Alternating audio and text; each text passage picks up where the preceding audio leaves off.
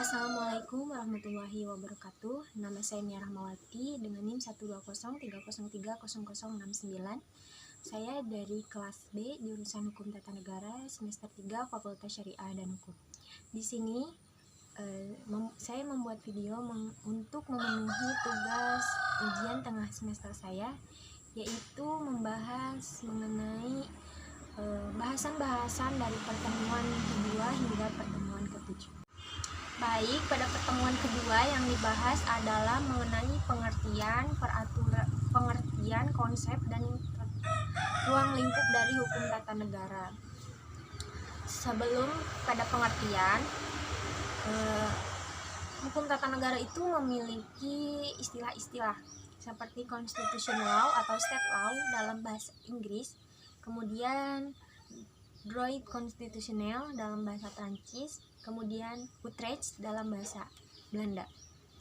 Masuk kepada pengertian, apa sih pengertian dari hukum tata negara itu? Hukum tata negara adalah sekumpulan peraturan perundang-undangan yang mengatur organisasi, hubungan antar alat kelengkapan negara, baik secara horizontal maupun vertikal, kemudian kedudukan dari warga negara dalam hak sosialnya. Kemudian konsep dari hukum tata negara. Konsep dari hukum tata negara itu adalah mengkaji hukum tata negara itu sendiri. Kemudian ruang lingkup hukum tata negara. Ruang lingkup hukum tata negara itu adalah organisasi, pejabat-pejabat dan pemberian kekuasaan dan juga hubungannya. Kemudian ada juga sumber hukum tata negara. Sumber hukum tata negara itu yang pertama adalah HI yang sudah diratifikasi menjadi hukum nasional. Kemudian tertulis yang wujudnya undang-undang, peraturan perundang-undangan, perjanjian, dan lain sebagainya. Kemudian yang ketiga adalah hukum adat. Yang keempat adalah jurisprudensi peradilan. Yang kelima adalah constitution convention. Yang keenam adalah doktrin. Pada pembahasan materi yang ketiga adalah mengenai asas-asas hukum tata negara. Pertama, sebelum memasuki asas-asas hukum tata negara, saya akan membahas mengenai bentuk negara hukum. Bentuk negara hukum yang pertama adalah bentuk negara hukum formil. Yang pertama yaitu individualisme. Kemudian yang kedua adalah penjaga malam atau Nationalist, di mana hal tersebut disebut karena hanya ada ketika negara tersebut membutuhkan. Kemudian yang ketiga adalah monopoli. Kemudian yang selanjutnya adalah bentuk negara hukum secara material. Yang pertama adalah bentuk negara hukum secara material adalah kolektif. Kemudian yang kedua adalah dominasi negara. Yang ketiga adalah welfare state. Selanjutnya kita memasuki asas-asas hukum tata negara. Asas hukum tata negara yang pertama adalah asas-asas negara kesatuan. Yang pertama adalah desentralisasi. Kemudian yang kedua adalah dekonstruksi. Kemudian yang ketiga adalah tugas bantuan. Kemudian yang selanjutnya adalah mengenai asas demokrasi. Asas demokrasi yang indikator dari Arkan Gafar. Yang pertama adalah penyelenggara kekuasaan yang berasal dari rakyat. Kemudian yang ketiga adalah penyelenggaraan kekuasaan secara bertanggung jawab. Kemudian adanya partisipasi langsung ataupun tidak langsung. Kemudian rotasi kekuasaan. Kemudian adanya pemilu. Kemudian yang terakhir adalah kebebasan yang dijadikan sebagai hak dasar manusia. Kemudian yang selanjutnya adalah asas negara hukum. Asas negara hukum, ciri negara hukum menurut International Law Juris di Bangkok pada tahun 1965. Yang pertama adalah jaminan HAM, dan yang kedua adalah badan kehakiman bebas ataupun mandiri, kemudian pemilu yang bebas, kemudian kebebasan menyatakan pendapat berpendapat, kemudian kebebasan dalam berserikat, kemudian pendidikan kewarganegaraan. Kemudian pada pembahasan pertemuan keempat adalah yang dibahas adalah bentuk dan susunan pemerintah, bentuk dan susunan negara, ya. Jadi yang pertama adalah bentuk susunan negara kesatuan atau unitary state, yang cirinya adalah vertical management model yang diterapkan di negara Inggris dan juga Jepang.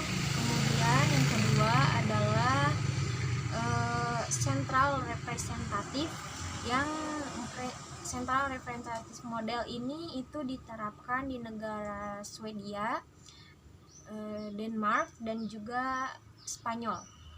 Kemudian yang ketiga adalah unification model, yang ini diterapkan di negara Belanda. Kemudian yang terakhir adalah mixed model. Hal tersebut itu diterapkan di negara Prancis. Kemudian ciri-ciri dari negara kesatuan itu sendiri, yang pertama adalah suatu konstitusi yang berlaku di suatu negara. Kemudian satu pemerintahan, yaitu di tingkat pusat. Kemudian yang kedua adalah satu kewarganegaraan. Kemudian satu pemerintahan lokal yang merupakan subdivisi dari pemerintahan pusat. Kemudian yang terakhir adalah dominasi pusat yang sangat mendominasi. Kemudian yang selanjutnya adalah negara bagian atau yang disebut dengan federal state. Cirinya yaitu yang pertama adalah kebangsaan di antara kesatuan-kesatuan politik yang hendak membentuk federasi. Kemudian yang kedua adalah keinginan untuk membentuk ikatan yang terbatas. Adapun karakternya yaitu yang pertama adalah satu wilayah negara terbagi atas negara-negara lainnya, yaitu contohnya seperti Amerika Serikat. Kemudian yang kedua adalah memiliki kedaulatan yang ganda. Kemudian yang ketiga adalah hubungan antara pemerintah federal dan pemerintah daerah itu bersifat koordinatif ataupun kooperatif. Kemudian yang selanjutnya itu pada pertemuan kelima membahas dari bentuk ataupun susunan pemerintahan. Bentuk susunan pemerintahan yang pertama adalah autokrasi, yaitu bentuk pemerintahan yang dipegang oleh satu orang ataupun sedikit orang, namun memiliki peran yang sangat penting. Kemudian yang selanjutnya adalah oligarki, pemerintahan yang dipegang oleh sekelompok orang yang memiliki kepentingan. Kemudian yang selanjutnya adalah monarki. Monarki adalah tunggal, pemerintahan yang dipegang oleh seseorang namun memiliki kepentingan. Kemudian yang selanjutnya adalah republik. Republik itu dikendalikan oleh masyarakat, ya. Jadi pemerintahannya itu dikendalikan oleh masyarakat. Kemudian yang selanjutnya adalah menurut Aristoteles, bentuk pemerintahan menurut Aristoteles dan juga kemerosotannya. Yang pertama adalah bentuk dari monarki. Monarki itu bentuk kemerosotannya deposit ataupun tirani. Kemudian yang selanjutnya adalah aristokrasi, yang bentuk kemerosotannya itu adalah oligarki ataupun plutokrasi. Nah, kemudian politeia, bentuk kemerosotannya adalah demokrasi. Kemudian yang selanjutnya adalah ada juga ini menjelaskan tentang siklus teori. Yang pertama adalah monarki. Monarki itu adalah suatu pemerintahan yang dipegang oleh satu orang yang memiliki kepentingan. Kemudian yang selanjutnya adalah ovokasi, yaitu semua orang atau masing-masing ingin mengatur atau memerintah dan ingin bebas bersama, ya. Kemudian yang ketiga adalah demokrasi, pemerintahan yang diatur oleh rakyat dan juga untuk mementingkan kepentingan rakyat. Yang keempat adalah oligarki, kekuasaan yang dipegang oleh beberapa orang dan memiliki kepentingan juga. Kemudian yang terakhir, yang kelima adalah aristokrasi. Itu sama seperti oligarki, itu dipegang oleh sekelompok orang dan memiliki kepentingan. Namun oligarki ini bersifatnya sangat profesional. Kemudian yang terakhir adalah tirani, yaitu dipegang oleh satu orang saja, namun dilakukan secara sewenang-wenang. Ya, baik. Secara yang selanjutnya adalah sistem pemerintahan menurut Mahfud MD. Menurut Mahfud MD itu dibagi menjadi dua, yaitu yang pertama presidensial, yaitu kepala negara dapat menjadi kepala pemerintah atau eksekutif. Kemudian yang kedua adalah pemerintah tidak bertanggung jawab kepada parlemen ataupun DPR. Kemudian yang selanjutnya adalah menteri diangkat dan bertanggung jawab kepada presiden. Kemudian yang selanjutnya adalah eksekutif dan legislatif, itu sama-sama kuatnya. Kemudian yang selanjutnya yang kedua adalah parlementer. Dalam parlementer itu ada perbedaannya. Jadi yang pertama itu kepala negara tidak dapat menjadi kepala pemerintah. Kemudian yang kedua adalah pemerintah dilakukan oleh kabinet yang dipimpin oleh Perdana Menteri. Kemudian yang selanjutnya adalah kabinet bertanggung jawab dan dapat dijatuhkan oleh parlemen secara mosi. Nah, terus yang terakhir adalah kedudukan eksekutif kabinet itu lebih rendah sehingga hanya dapat bergantung kepada parlemen saja. Baik, yang selanjutnya adalah pada pertemuan ke-6 itu yang dibahas adalah mengenai demokrasi modern dan autokrasi modern. Di sini antara demokrasi dan autokrasi modern itu sangat berbeda. Yang pertama kita akan mengetahui apa saja demokrasi modern. Demokrasi modern itu yang pertama sistemnya multipartai, dan yang kedua adalah penyelenggaraan kekuasaan rakyat. Kemudian yang ketiga adalah kumpulan atau kesatuan daripada individu. Kemudian yang keempat adalah rakyat memiliki kendali penuh terhadap pemilihan wakil. Kemudian undang-undang dominan. Demokrasi modern ini diterapkan di negara Indonesia. Kemudian yang kedua adalah autokrasi modern ya. Autokrasi modern itu sistemnya satu partai ataupun partai tunggal.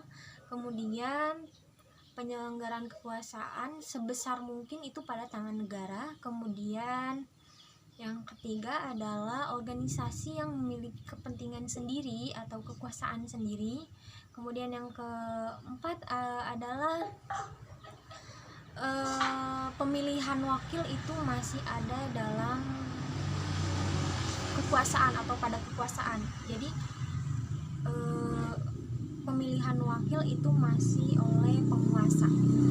Dan yang terakhir adalah eksekutif. Autokrasi modern ini itu diterapkan di Nazisme Jerman, kemudian Uni Soviet, dan juga fasisme Italia. Baik, pada selanjutnya pada pertemuan ke-7 yang terakhir adalah mengenai pembahasan pembagian kekuasaan, yaitu yang pertama menurut Maurice Duverger, pembagian kekuasaan itu dapat dibagi menjadi 3. Yang pertama adalah pemilihan secara langsung, pemilihan para penguasa, pembagian kekuasaan, dan juga kontrol yurisdiksional. Yang kedua adalah memberikan kekuatan kepada pihak yang diperintah. Yang terakhir adalah yang ketiga,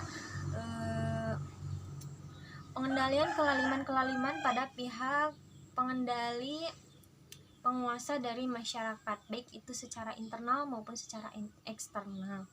Kemudian yang selanjutnya adalah pembagian kekuasaan yang biasa disebut dengan trias politika. Yang pertama menurut Prancis itu trias politika, yang pertama fungsi diplomas, yang kedua finance, fungsi defense, kemudian fungsi justice, dan yang terakhir fungsi polis. Kemudian pada saat tahun 1632 sampai 1704 Trias Politika itu disempurnakan oleh atau dirubah oleh John Locke, yaitu fungsi legislatif, eksekutif, dan juga federatif. Kemudian selanjutnya pada tahun 1748 Trias Politika disempurnakan oleh Montesquieu yang menjadi fungsi legislatif, eksekutif, dan juga yudikatif. Baik, terima kasih. Itu saja yang dapat saya sampaikan. Saya menyadari bahwa dalam video ini saya masih banyak kekurangan. Saya mohon maaf dan mohon koreksinya. Terima kasih. Wabillahi taufiq wal hidayah. Wassalamualaikum warahmatullahi wabarakatuh.